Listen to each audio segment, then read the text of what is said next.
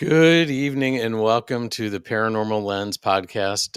It's Tuesday night. I'm here with Jamie Widener we're both from Jott-Nyx Paranormal. I'm Chad Thomas, as I forgot to say that. How are you doing, Jamie? Oh man, it's been a day. It's been a day. We apologize for being late. I had some technical audio difficulty stuff. Hard to do this without speakers working, so got it fixed, and here we are. So we're a few moments late, but better late than never, I guess. Yep, this is So, true. woo. So how was your week? We won't talk about today, but how was the rest of your week? Oh man, well, from last week's episode, I was in Cincinnati for work, Hmm. and headed home Friday. It's an 8-hour drive, right? Right. So from here to here in South Central Pennsylvania, where we are, and what I realized was exactly halfway is a little place called Moundsville, West Virginia. What's in Moundsville, West Virginia, Jamie? A big effing mound, dude. Uh-huh.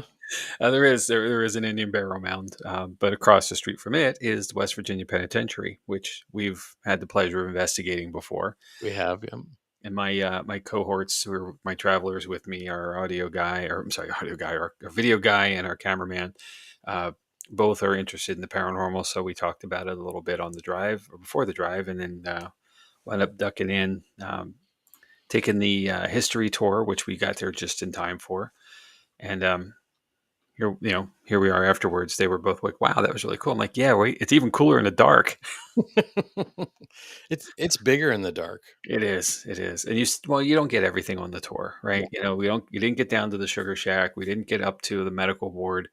We did not get into the solitary cells area underneath as well.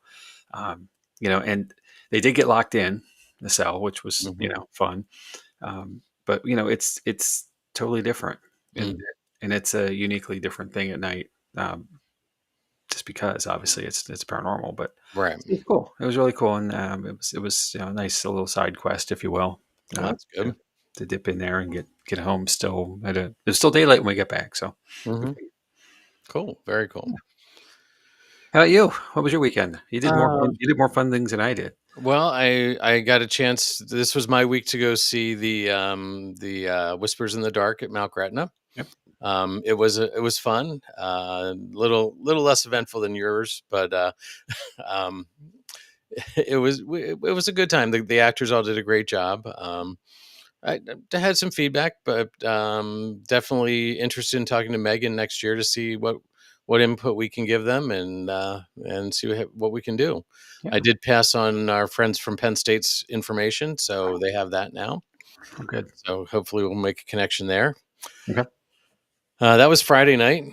Well, Thursday night I was at Penn State seeing a show that my daughter was in, or not in, but working on. Yep. So that was Thursday night. Friday night was Mount Gretna.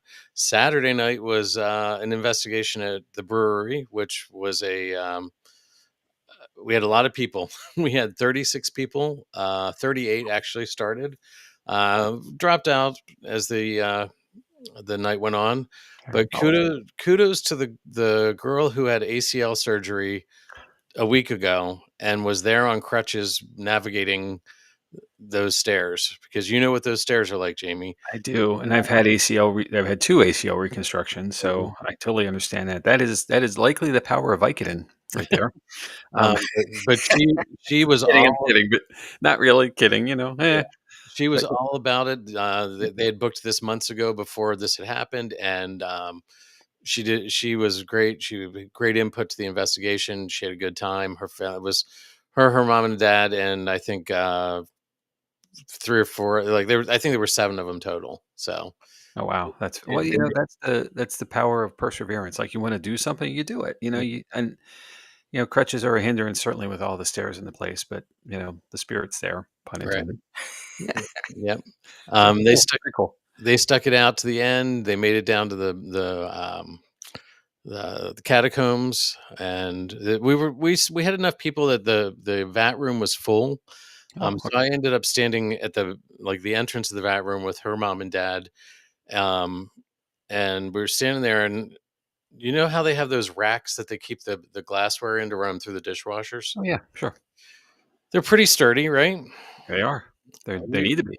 we were sitting there, and something shook one of those racks while we were standing there, Oh, all and right. that makes a distinct sound when you have a rack full of glasses It shake. sure does. And I looked at him and I'm like, "Did you bump that?" He goes, no, I didn't touch it." So there was something there. We had a lot of other things, but that was the one that was like sort of eye opening to me. Oh, So absolutely. yeah. So yeah, that was my weekend. Okay. So Well, I did not make the investigation because I also went to Penn State to see the same play. hmm Uh, and what an interesting show. it was. We're So not in high school anymore. nope, nope.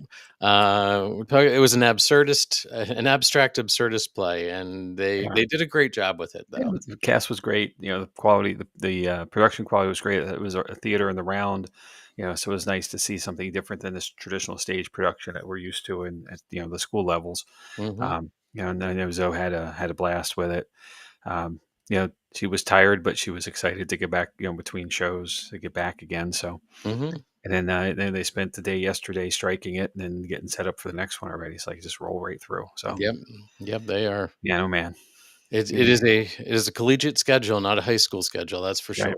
yep. So The professional schedule. yep. So, but Here we are, finally on Tuesday, right? here we are. It's been a week. Yep. It's So been a week. all right. Well, Yeah. so So should we? we have some folks joining us already here. Bert says evening, and looks like Todd's here as well. I said evening, gentlemen. Wow, we got upgraded. Nice, Oh, uh-huh. cool. Well, hello there too. Well, that's always nice to hear. So And Todd has said, "Hey, Albert." So as usual, people are talking to each other, not us, which is okay. We're good. yeah, sometimes that's better. So, maybe, maybe true. So anyway, Well, speaking of things we're going to talk about, what's going on tonight? well, we're going to talk about. Well, originally I had planned on something, but I broke it down a little bit because it was too much to cover in one episode. Okay. So tonight we're going to talk about two legs of what is known as the historic triangle in Virginia. So the historic triangle is made up of three colonial sites that all had a significant part to play in the birth of our nation. They are Jamestown, Williamsburg, and Yorktown. Today, they are all connected by the Colonial Parkway, a quiet stretch of highway that meanders 23 miles through scenic eastern Virginia. In this episode, we are going to focus on the beginnings with Jamestown, then move on, and then move on to the new beginning with Yorktown. We said originally I had planned on incorporating Williamsburg into tonight's discussion, but the more I thought about it, I realized that Williamsburg has enough legend and haunts of its own that it probably deserves its own story. So Okay. let's turn the paranormal lens back to 1607 and the first permanent English settlement in the New World. All right. Look, the next time you decide to pull out some fife and drum quality music here, you got to warn me because I nearly busted out laughing. So, in fact, I did, but I held it. I, Oh I my gosh. appreciate that. Unfortunately, I didn't have time to warn you, Jamie. Nice touch. I love it. All So right. I'm sorry. As you that's were. okay. So, in the early 1600s, Europe was all about exploration. Spain, Portugal, and England were competing to establish colonies in the Americas. There were several unsuccessful attempts to including the Roanoke colony that failed. In 1606, a company called the Virginia Company of London was formed under a charter by King James. This company financed an expedition with several goals: to establish an English colony in the New World, find gold, and a water route to the Pacific Ocean. In December of 1606, three ships carrying around 100 men set sail. After a 3-hour tour, no, that's the wrong show. After a stop in Puerto Rico for supplies, the ships reached the Chesapeake Bay around April 26, 1607. They spent the next 2.5 weeks looking for an ideal place for their settlement. They chose a peninsula on the James River. This was chosen because it met all the criteria set by the Virginia Company. This included being surrounded by water on three sides, far enough inland that it was not prone to Spanish fleet attacks, deep enough water to moor ships, and it was not inhabited by the native population. With the location picked, the ships were moved and the men and supplies were unloaded. The settlement was officially established on May 13th, 1607, and named Jamestown for King James I. The Virginia Company had sent a sealed box with each ship, and these boxes were instructions for establishing the colony and who the council members of the colony would be. The men had been chosen by officials in England, not the members of the settlement. The first president of the new Virginia colony was Edward Winfield. The 6 council members were Bartholomew Gosnold, Christopher Newport, John Martin, John Ratcliffe, George Kendall, and John Smith. The first order of business was to build a fort for protection from the local Powhatan Indians. This was completed and armed by June 15th, so that didn't take very long at all. Though the land was not occupied by the Powhatans, it was their hunting grounds, and this had caused issues. Shortly after that completion, Captain Newport left to get more supplies for the colony. The settlers began to feel the effects of living in a new, unknown environment. Most of the men and boys were not trained in survival. They were gentlemen and skilled craftsmen who lacked the knowledge of frontier survival. They were not accustomed to the diseases of the New World. They were also dealing with slimy, salty water, arsenic runoff, famine, and attacks by the Powhatan tribe. Now, despite these battles, Chief Powhatan sent gifts of food to help the settlers. It was believed that if not for these gifts of food during the earlier years, the settlers would have died from disease or starvation. Tides turned for the settlement in 1609, but not for the better. During a drought, the English began demanding too much food from the Powhatan people.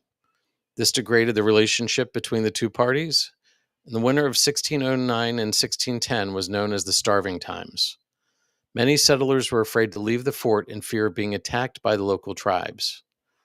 They ate anything they could find within the walls. This included any animals within the walls, so think rats, mice, things like that, leather from shoes and belts, and as others died, those who were left chose cannibalism rather than dying of starvation. It is believed by the spring of 1610, 80 to 90% of the original colonists had died. In May of 1610, a group of settlers that had been bound for Jamestown but had become shipwrecked in Bermuda finally arrived at the settlement. In that party was Sir Thomas Gates, the newly named governor, and they found Jamestown in shambles, with the palisades of the fort torn down, gates off their hinges, and food stores running dangerously low. The decision was made to abandon the settlement. Less than a day after leaving, however, Gates and those with him, including the survivors of the Starving Time, were met by news of an incoming fleet. The fleet was bringing the new governor for life, Lord Delaware. So Gates and his party returned to Jamestown. The settlement struggled on for the next 2 years, but in 1612, John Rolfe, one of the survivors from the shipwreck, introduced a new type of tobacco plant to the area. He had acquired seeds from somewhere else, and this new strain of tobacco took hold in the Virginia soil. The tobacco crop became a profitable venture for the Virginia Company, and they were finally able to make money from their investment. 1619 became a pivotal year for the colony. On July 30th, the newly appointed Governor Yeardley called for a representative legislative assembly. This was the first representative government of what would grow into the United States of America. That year, the Virginia Company recruited about 90 women to become wives and start families, something that was part of establishing a permanent colony. Over the past 12 years, about 100 women had made this trip to be with their husbands or other family members, but 1619 it became a focus to make the colony a place for families. It was also in this year that we see the first documented Africans forcibly captured and brought to work in the tobacco fields. Now, you may remember from your history or the Disney movie that John Rolfe and Pocahontas were married in 1614, after she was kidnapped 1 year before. This marriage brought peace between the English and the natives, but in March of 1622, the paramount chief, Opachacanough, that's a mouthful, was tired of the English encroaching on the Powhatan lands. He planned a coordinated attack with several of the tribes against the settlement. Jamestown escaped the brunt of the attack because they were warned by a Powhatan boy who lived with the English. During the attack, 250 to 300 of the 1,200 settlers in Jamestown and surrounding areas were killed. The Powhatan way was to attack and withdraw to see what happened. They were hoping the English would learn their lesson or pack up and leave. This is not the way the English went. They chose to retaliate, and for the next 10 years, the two parties would fight until a tenuous peace agreement was reached in 1632. In 1624, James I revoked the Virginia Company's charter, making Jamestown a royal colony. This did not change the policy towards the Powhatans. Even after the peace agreement in 1632, the colonists kept pushing further into Powhatan territory. In April of 1644, Opechancanough planned another set of attacks, which resulted in the killing of 350 to 400 of the 8,000 settlers there at the time. The ongoing attacks ended with the capture of the chief in 1646, when he was taken to Jamestown and shot in the back by a guard against orders and killed. This was the downfall of the Powhatan chiefdom. His successors would sign the first treaties with the English people, making them subjects of England. It's in 1676 that we see the next remarkable moment in the history of Jamestown. Bacon's Rebellion happened when the settlers got upset about their tobacco, not pork products, being sold to the English merchants, due to the Navigations Act. Add to this high taxes and attacks from Native Americans on the outlying plantations, and the rebellion was inevitable. Nathaniel Bacon rallied about 1,000 settlers to take care of the Indian problem. The group forced Governor Berkeley to commission him to attack the tribes that were attacking the plantations. Unfortunately, Bacon didn't care if the tribes were enemies or friends to the settlers. He went about attacking all of them. Bacon was declared a rebel by Berkeley, and a civil war erupted in the colony. In September, Bacon torched Jamestown, destroying the church, the state house, and around 17 homes. Nathaniel Bacon died in September, bringing the rebellion to an end. Eventually, many of the rebels were captured, and 23 were hanged by Governor Berkeley. This set up another treaty with the Virginia natives. It included many more tribes than the 1646 treaty. It also set up more reservation lands and reinforced a yearly tribute of fish and game that the tribes had to make to the English.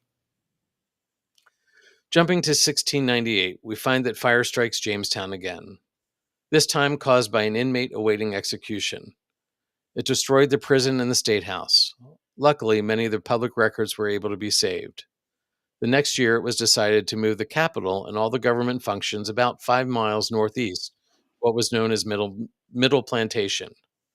At this point, it became known as Williamsburg, in honor of King William III.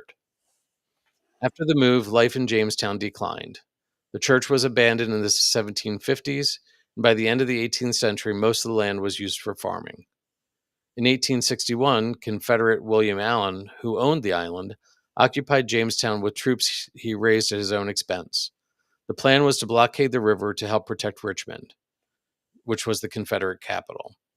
When Union forces captured Yorktown, Jamestown was abandoned by the Confederates, and it was now in Union control. It became a meeting point for runaway slaves. It burned down most of the remaining buildings of what was old Jamestown. After the Civil War, Edward Barney purchased Jamestown in 1892. The next year, he donated 22.5 acres to the Association for the Preservation of Virginia Antiquities, which is now the Virginia Preservation Society, much easier to say. Oh, yeah. With federal assistance, a seawall was constructed in 1900 to protect the area from further erosion. The archaeological remains of the original 1607 fort, which had been protected by the seawall, were not discovered until 1996. In 1932, George Craighead Gregory of Richmond was credited with discovering the foundation of the first brick State House building, circa 1646, at Jamestown on the land owned by the Preservation Virginia. Colonial National Monument was authorized and established by the U.S. Congress in 1930.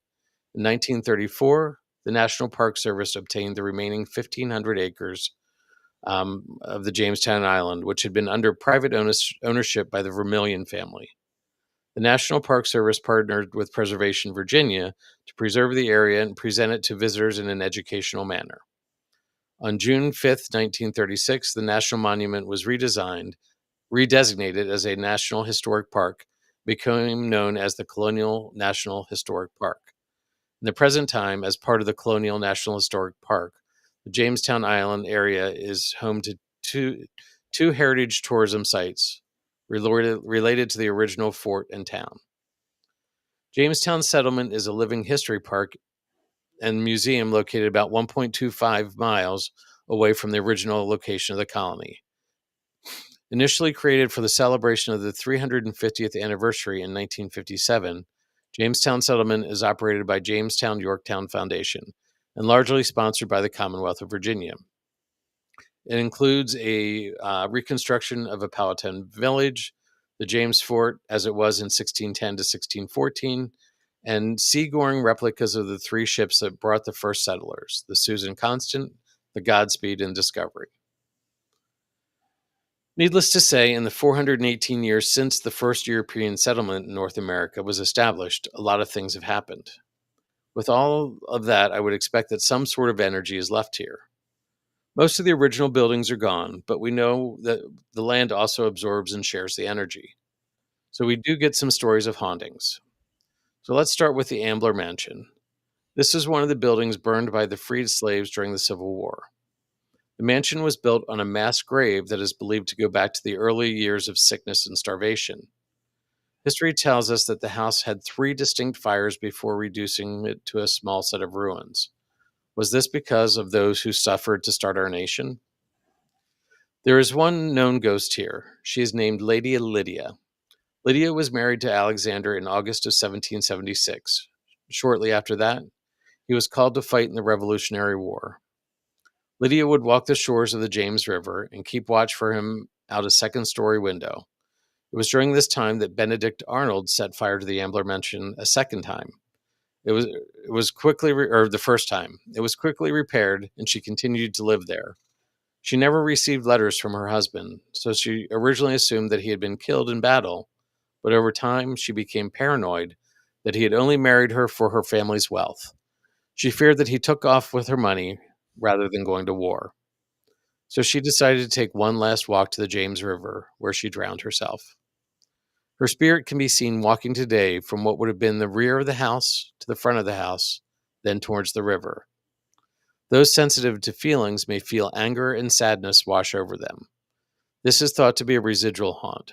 There is also believed to be a spirit that will rush past people, only seen out of the corner of their eye. This combined with a feeling of being watched and the impression that they shouldn't be there. One visitor reported seeing a swirling mist near one of the remaining walls as they were leaving.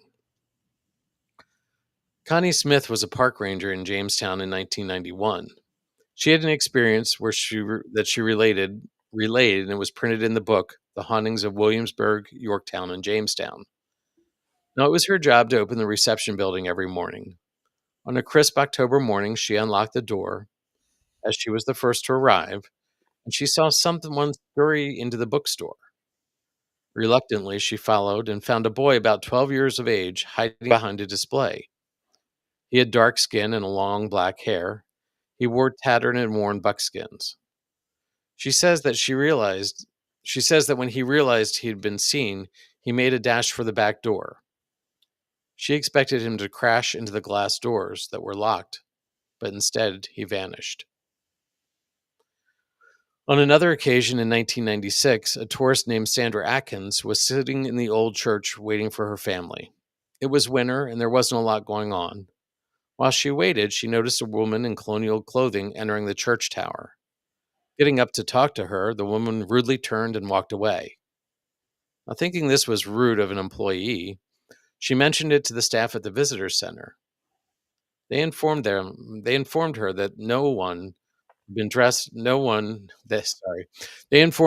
that day no dressed interpreters were working. Had Sandra crossed paths with the spirit from an earlier time? She is not the only tourist to see people dressed in colonial clothing. Many people report this in seasons when there shouldn't be anyone dressed like this. Are they interacting with a time when life was different? It's hard to say, but with all of that history of that time, there's a possibility that the energy lives on. So, I'm going to pause here for a minute, Jamie, before we jump to Jamestown. Any thoughts? Well, the history is forever old, right? This Hmm. is this is our oldest history, as here in the states anyway. And yeah, I'm not surprised, with the conflicts and the passion. I say this every week: there's passion, there's energy, there's activity. Hmm. The passion of those settlers, those natives, who are all conflicting there. Uh, yeah, I mean, I can certainly see how there could be, and I was expecting you to tell me about a widow's walk, Yeah. kind of story, because that sounds like, the guy's away, she's Right. got a view, by the river, all that stuff. So I'm surprised that it was. Well, maybe there was, it just didn't occur Right. to it. But yeah, I get it, and it's well, I'm going to say classic stories, right? The things, but Hmm. someone out of place, out of time. The kid in the gift shop. Um, so yeah, I mean, it doesn't, none of it surprises me. It's kind of I guess what I Right. expected, Right. which is cool. Right. And like you said, this is the earliest history that we have in this country, Hmm. other than our Native American history. But Right. As unfortunately, we far don't as have that settlement, sorry, documented. yeah, colonial history, right? Yeah. So, all right. Well, I'm going to skip ahead a few years. As I said, Jamestown was the birth of the colonial settlement. Williamsburg, we'll talk about in a week or a couple weeks, was the living heart for years, but Yorktown became the moment of rebirth. Um, so let's talk about Yorktown. Yorktown is situated on the York River, just a few miles from the Chesapeake Bay. In 1620, King James I sent Captain Nicholas Marchier to build to build forts in Virginia. The area at York was picked because it would help complete a log palisade between the College and Queens Creeks. As a side note, Marchier was the third great grandfather of George Washington. So if he hadn't been sent to build those forts, our history would be different. Yeah. The fort was built a short distance from the river, down the river from present day Yorktown. Since there was a fort there for protection, a small settlement developed.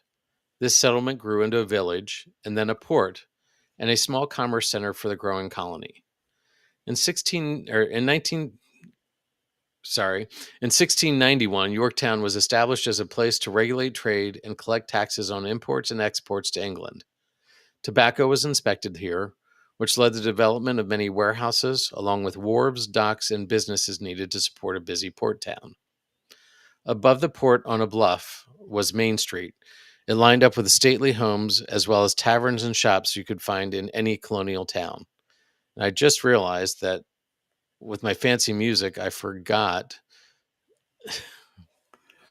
to share the slides. Oh, good, because Bert's comment was coming back to you when we got done. Like, no pictures. Little sad emoji. I'm sorry, Bert. Hey, there you go, Bert. I was wondering too. Don't worry. Yeah, I was so excited about my music, setting the tone, and then I blew it. So, um, It did set a tone. Effect created. all right. So above the port on a bluff was Main Street. It was lined with stately homes as well as the taverns and shops you would find in any colonial town. In its heyday in the 1750s, Yorktown had between 250 to 300 buildings and a population close to 2,000 people. Yorktown was the home of some of the United States' first patriots. Principal among them was Thomas Nelson Jr., signer of the Declaration of Independence. David Jameson, a Scots merchant of Yorktown, served in the Virginia Senate and the Privy Council and became acting governor in 1781. Cyrus Griffin, last president of the Continental Congress under the Articles of Confederation. They were all prominent Yorktown citizens. This port continued to provide for the Virginia colony, well into the Revolutionary War. England looked for a way to split the southern colonies away and decided to occupy Yorktown in the mid 1781. It was here that General Cornwallis intended to refit and supply his army of about 9,000 soldiers. Cornwallis was settled in and waiting for reinforcements from the Royal Navy, all while being shadowed by the Continental Force led by Gilbert du Thier and Marquis de Lafayette. While Cornwallis was waiting, the general of the Continental Army, George Washington, got word that the French fleet would be available for a siege somewhere south of New Jersey in the Chesapeake Bay. It was at this point that Washington and Rochambeau moved their 8,000-man army out of New York towards Virginia.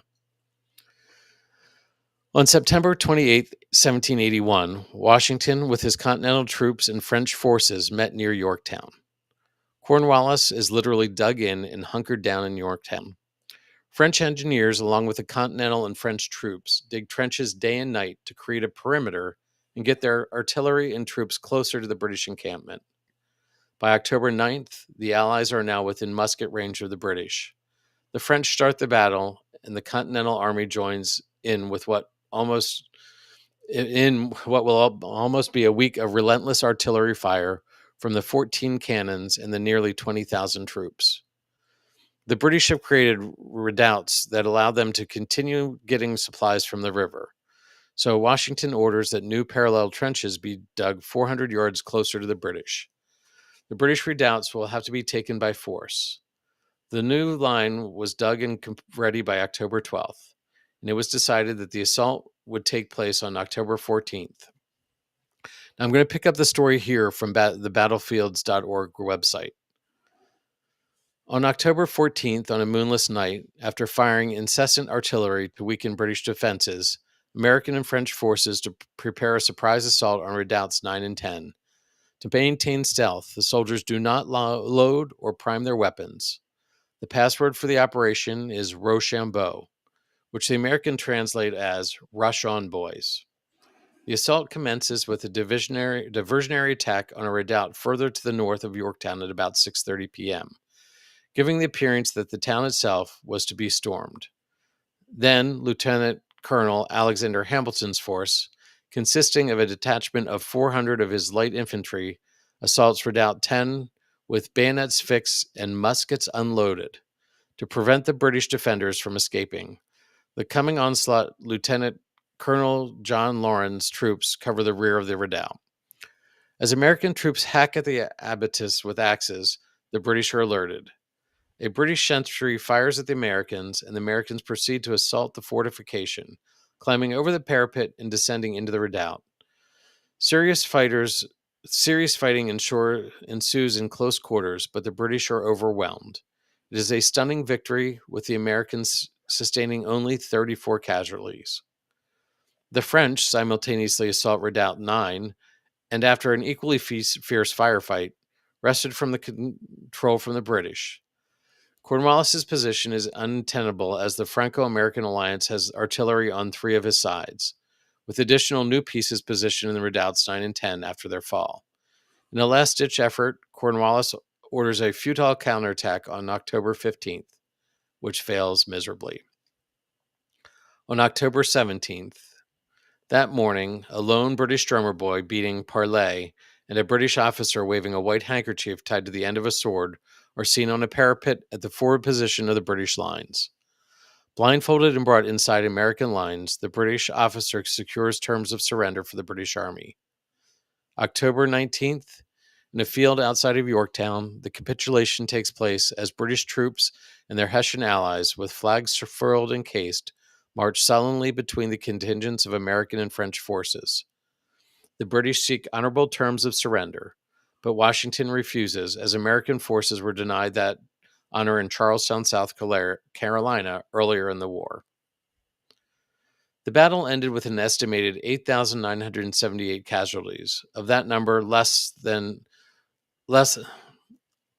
only 88 were killed of the Americans and 301 were wounded. The British saw 142 killed, 326 wounded, and 7,416 either missing or captured. The Battle of Yorktown marks the collapse of the British war efforts.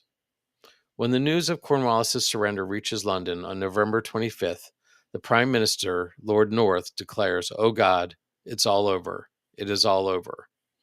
On March 5th, 1782, Parliament passed a bill authorizing the government to make peace with America. Lord North resigns 15 days later.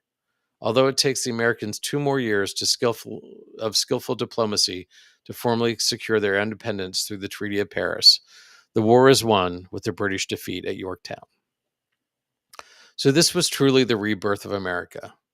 So what does this mean for hauntings? With all this turmoil, does it still live on?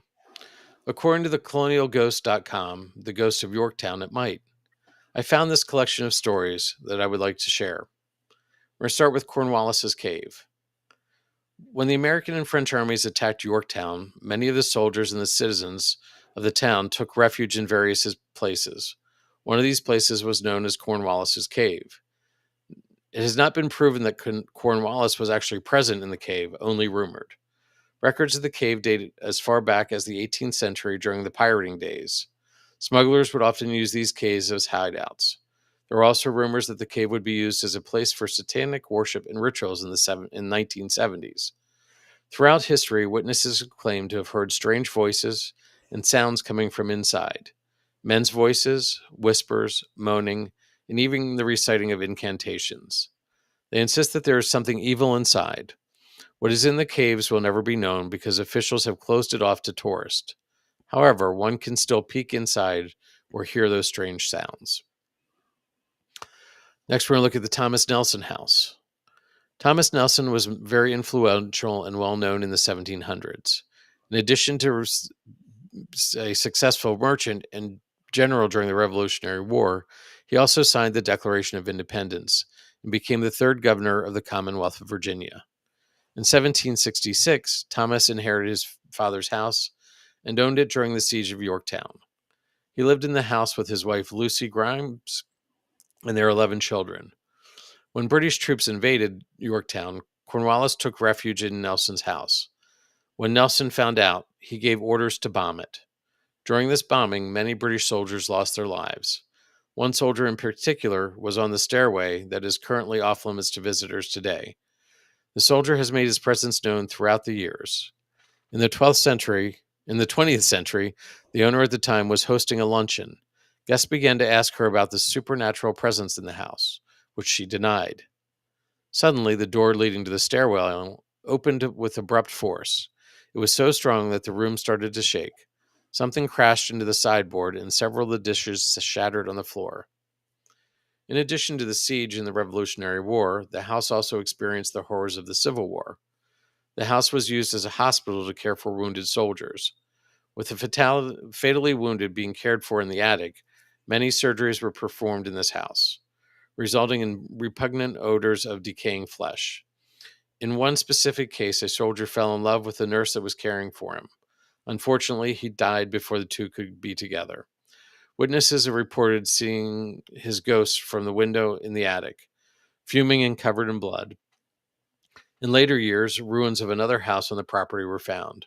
During the siege, cannon fire destroyed the house, resulting in the deaths of a number of British troops.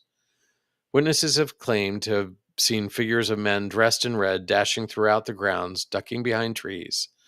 They appeared to be hiding from enemy fire, unaware that they perished over 2 centuries ago. Next, we're going to look at the Moore House. On October 19, 1781, one of the most notable events in American history took place at the Moore House. The British admitted defeat and signed a treaty giving the Americans their independence. However, the affairs leading up to this monumental event in the history was marred by tragedy. Bombings destroyed over half of Yorktown and many people were killed.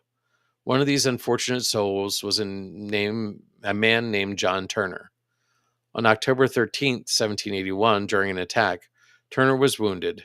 He was rushed to the Moore House and was tended to by his wife, Clara. Sadly, Clara couldn't save her husband, and he was pronounced dead. The wife's grief was so great she died of a broken heart. While Turner's relationship to the Moore family is unknown, his body is buried at the Moore House grounds. Witnesses have reported seeing a woman crying, wearing a long dress, on the Moore House grounds. It's believed that this is the ghost of Clara Turner, still mourning the loss of her husband. Let's see, then we have the Diggs House. The Diggs House was built in the early 18th century. Dudley Diggs House is one of the last 2 colonial wooden houses still standing.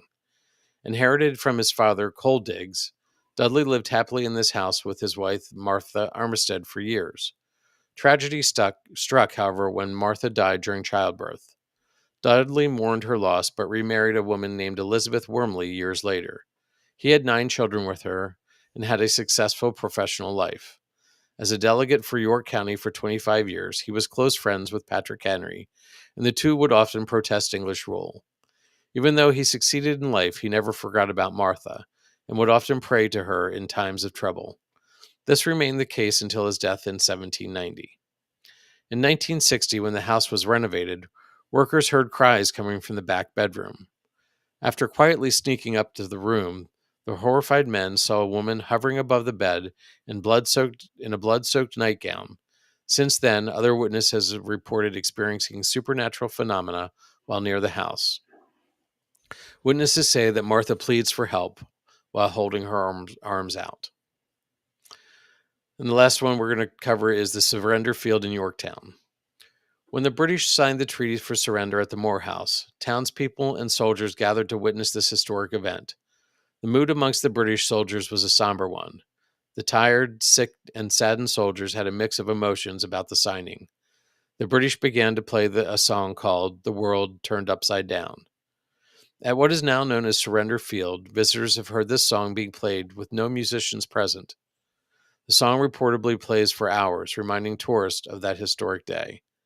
In addition to the mysterious music, witnesses have reported hearing cannon fire and seeing ghosts resembling colonial soldiers. It's rumored that one of these ghosts is George Washington's stepson, born to Martha Washington. John Parke Custis, known as Jackie, skated through life living off his inheritance and failing at nearly everything. He was flighty, and Washington spent a lot of time cleaning up his messes. Wanting to prove himself to his stepfather, who reportedly loved him dearly despite his misbehavior, Jackie enlisted in the Continental Army as they were headed to Yorktown. Unfortunately, because of Jackie's pampered lifestyle, he found it difficult to adjust to the life of a soldier. Jackie ended up falling ill and was unable to move from his bed. This prevented him from going back into battle, even though he desperately wanted to. Constant attempts to cure Jackie failed, and he died at the age of 28. At night, in the woods and on the field, a man can be heard reportedly calling out for guidance. Witnesses claim to have seen a man running through the grounds aimlessly and frantically. It would seem that even in death, Jackie still wants to please his stepfather. The historic triangle isn't just 3 points on a map. It's a spiritual corridor. The Colonial Parkway links Jamestown, Williamsburg, and Yorktown not only through history, but some say through energy. Travelers driving that stretch after dark have told stories of phantom carriages, lantern lights, and even figures dressed in the 18th century clothing appearing alongside the road, only to fade when the headlights reach them. It's as if these spirits travel freely between these towns, bound by the memories that they share. So think about it like this. Jamestown is the birthplace, a land of struggle, survival, and sacrifice.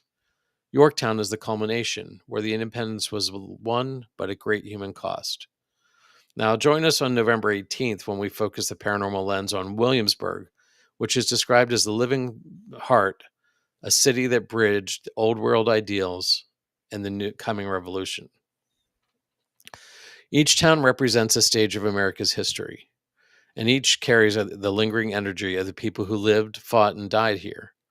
When we talk about hauntings in the historic triangle, we're not just telling ghost stories, but we're hearing the echoes of our own origins.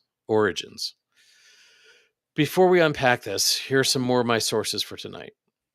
nps.gov/York/learn/historic culture, nps.gov/James/learn/historic culture /a short history of Jamestown.htm, historicjamestown.org, visit yorktown.org /214 /Yorktown history, battlefields.org, JTFM or JTFmuseums.org. So there's a lot, Jamie. What do you think? Not my. Well, the same, with respects to energy, right? there's a lot that was expended here, from the colonization perspective. These are all places that had to be built from the ground up. Hmm. These are all places that were contested. This is Yorktown, I should say, is another place that was contested in a different direction. Not necessarily against or with Native Americans, but with the British forces. Hmm. Um, and even probably before that, I guess too, but not necessarily covered here. But there was a lot there, and you know there's a lot riding on what happened. If the tide would have turned in a different direction, we would be having tea and crumpets for breakfast, Right. right? Um, it's And then beans on toast. oh, why? Why would you do that? Eh, maybe it's good. I don't know. Um, so yeah, there was a lot riding here. So it's a lot of passion, a lot of energy, and therefore likely a lot of activity. Hmm. And that's from the higher view. But, you get into the personal lives of people, and we all have our passions, right? Right. We have people we're passionate about. We have our our work, our careers, the things that we do. Um, we have loved ones that we're passionate about beyond our immediate family. So, I can certainly see this being a highly active area, as much as everywhere could be, Hmm. and it just gets more focus here because it is such a important place for us as Americans, for the founding of our country and the finalization of the founding. Our freedom comes from this area. Um, so we have a lot to be thankful for because of it. Hmm. So yeah, I can see all this. Um, how about you? I mean, you spend time here. Like you Hmm. certainly are. This is an area you spend a lot of time at. So I what's been your experience? well, I haven't experienced anything in these two Hamlet shires, whatever you want to call them, um, but that's because I haven't spent as much time here. Okay. And not, I didn't know the history of some of these areas. Um, like I know Williamsburg because I've spent a lot of time there. I have friends who live there and look forward to going there a couple times a year, typically. But yeah, I visited Jamestown when the kids were small. Took them there, and we did the reenactment stuff, and I've got pictures of Ben and Alex with the helmets on their heads, and all sorts of things like that. Um, but I didn't realize how much was there. There's just so much there, and again, this was a time when in touch with I wasn't in touch with my sensitive side, Jamie. Well, Was it's fair, right? so I may have not been picking up on things. Um, but I think there is definitely plenty there.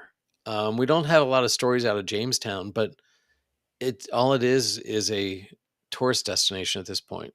There's only one person, I believe, one home left on Jamestown Island. So, but the rest of it is now um, all National Park Service, things like that. Okay. And it is now an island. It was a peninsula, but I'm not sure if a river made it an island or what. But it's technically an island now. So it's funny how those things happen over the Mm, years. Yorktown is there's definitely a lot more going on there. There's more documented because more people are there, more people live there. Um, I know I've been to Yorktown several times and enjoy. Like they have a beach and they have some things like that, so more people are there. Um, and Bert just questioned whether there's any places to do paranormal investigations. yep. I don't know. I'll have to dig into that a little bit further. I know Williamsburg does not have any paranormal investigations. So much of it is owned by the National Park Service that Yeah. you Much can't. like Gettysburg, you're not there after dark. You Right, have some restrictions on what you can do in the right, daylight. It's frowned upon. right. Now, I will say that Williamsburg does have, and again, I'm jumping a little ahead. Williamsburg has some really good ghost tours that are put on by the Mm, National Park Service or the Williamsburg Foundation. Sorry, that's two separate things. The Williamsburg Foundation that actually take you into the reconstructed houses. All the other ones in the area, you may not enter the houses.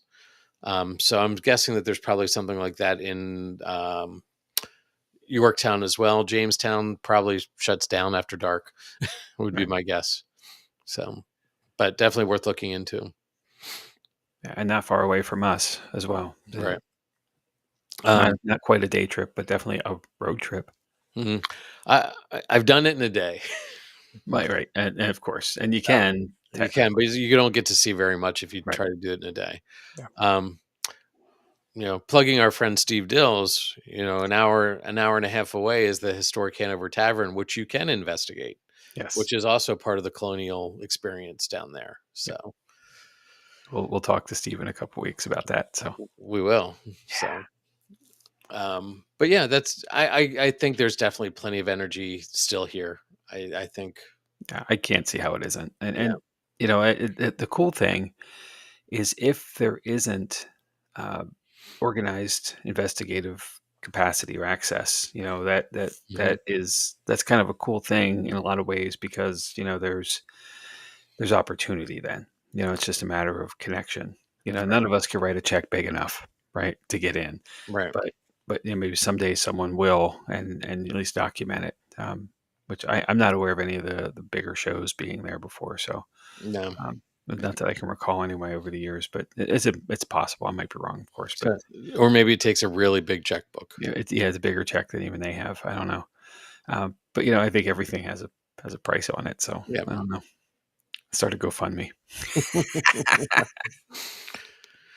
Yeah. So, That's very cool. I mean, I love history stuff, and I know more. I do know more history of Yorktown, of course, because it's much more well documented, as you said. right. I'm assuming Jamestown's records, some of the early stages, with the dilapidation of the fort and some of the surrounding areas, the settlement itself. I'm sure records were lost there, Mhm. and with turmoil with the Native Americans and the constant struggle, the fighting, some of that stuff most likely got lost to time. Right. Um, the English were very good, or still are very good at record keeping. So Right. I don't think it was from lack of effort. It's probably just demise of things. Mhm. Well, like I said, there were at least 2 fires that destroyed Yeah, the state house, which was their government building. yeah, right So the there. fact that any records were recovered is amazing. Yep, So I agree. Okay. so yeah. But yeah, definitely a place that I would do a road trip to. Oh yeah, So me too. but you gotta spend almost a week there to get through all 3 of the areas. So Retirement age is coming someday, maybe, probably. Well, probably not, but I yeah, I was gonna say, I don't know about me, Jamie. dream a little dream.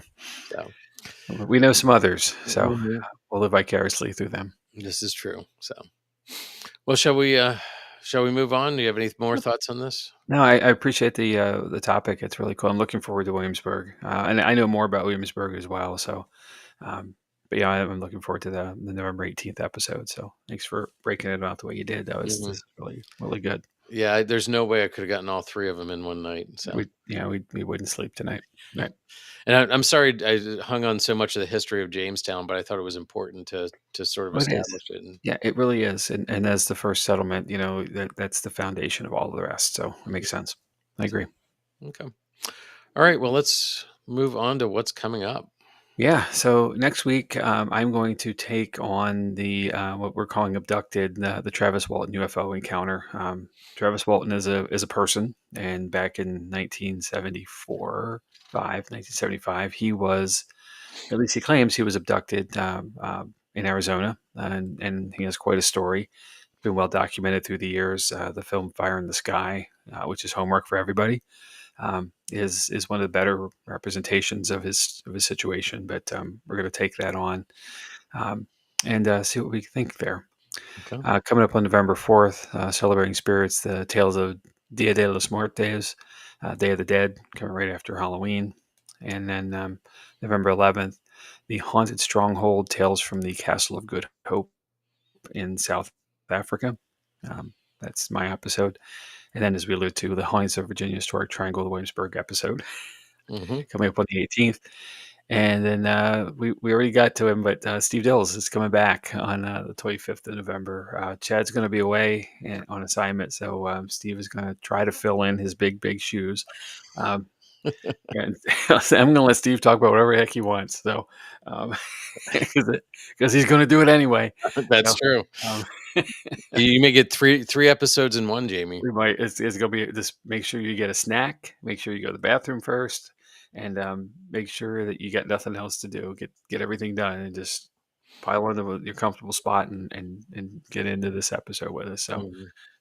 This is Steve's third time on, and we have some experience to say all those things that you need, and that's as much for me as well. Mhm. Make sure I go to the bathroom first and get a drink. I get a comfortable chair, so I'll be good. But yeah, I'm really excited to see Steve again. So um, we'll see where it goes. Okay. All right, and then we have a couple investigations left this year. November 8th is starting to sell out. It's right after the end of spooky season, if you will, at the brewery in Brewery's Brewery in Mount Joy, PA, our home base. And then December 6th is our last one for the year. And tickets are still available there. And keep in mind, too, if you got a friend or a family member in the area, or someone who's an enthusiast in the paranormal, the tickets are great gifts to give for Christmas, an early Christmas present, perhaps, for that December event. So, um, but yeah, so stuff coming up. We're wrapping up the year. It's hard to believe already. I mean, I know it's October and it's mid-October, Mhm. that matter, but late October even. But it's just always so strange to be talking so far out yet. But there we are. 2025 is coming to an end. Yeah. It's amazing. Another one goes by. And then, of course, you found us here tonight, today, wherever you are in the world. We have this very live event, but we're also on all the streamers tomorrow, Wednesday, and then thereafter. But for other information about us as Paranormal Lens as the podcast or Jott-Nyx Paranormal as the team, all of that stuff can be found at Linktree. That is linktr.ee/paranormal lens. And that's all the socials that we have, as well as our website, which is jott-nyxparanormal.com. It's NYX for Jott-Nyx.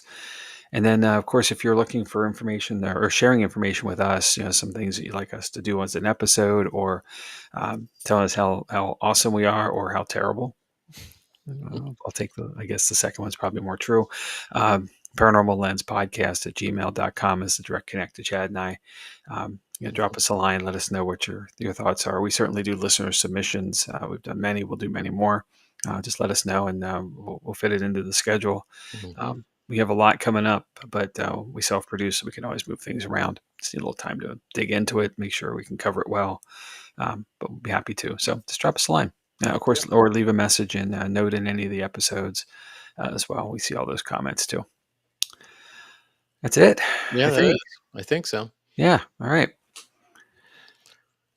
So, any closing thoughts here, Jamie? Ah, man. Well, Virginia. Mhm. The early settlements, the history is all there. I'm sure we'll have many more episodes coming up throughout the state as we get into more things. But you know, it's amazing. Just how far back it all goes. Yep. So There's a lot of sites in Virginia, which again, when you're talking to Steve, have him give you a list. You can do a road trip. that's true. We could just do a big old circle, Mhm. swirl around. Super cool. Of course, stop at the Hanover Taverns is a must do. Mhm. So, All right. all right. Well, then on that note, we will just get this wrapped up. Whether born of legends or truth, the hauntings of Jamestown and Yorktown connect us to the souls who shaped this nation. As you walk those quiet paths, listen closely. You might just hear them too.